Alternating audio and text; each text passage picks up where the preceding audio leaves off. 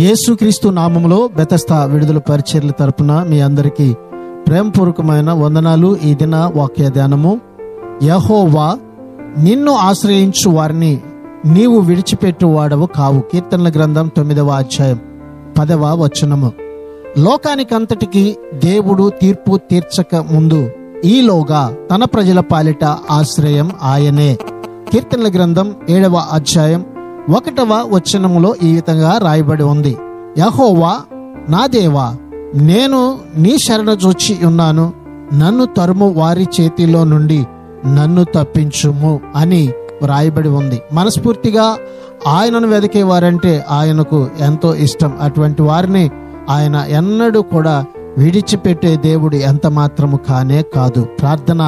మమ్మల్ని మిక్కిలిగా ప్రేమించిన మా ప్రియ పరలోకపు తండ్రి యేసయ్యా, నీ మహాకృపను బట్టి ప్రేమించి మరొక నూతన దినాన్ని మాకు ఇచ్చినందుకు నీకు వందనాలు, స్తోత్రాలు చెల్లిస్తూ, పర్వతాలు తొలగినా మెట్టలు తదరిల్లినా నా కృప ఎప్పుడు నిన్ను విడిచిపోదని చేసిన నీ నిబంధనను బట్టి అయా, నీ ప్రజలను నువ్వెంత మాత్రము కూడా విడిచిపెట్టే దేవుడో కాదని మరొకసారి అయా మీరు రుజువు చేస్తూ ఈ ప్రజలను జ్ఞాపకం చేసుకొని బలపరచమని, దీవించి ఆశీర్వదించమని యేసు నామములో అడుగుచున్నాను తండ్రి, ఆమెన్.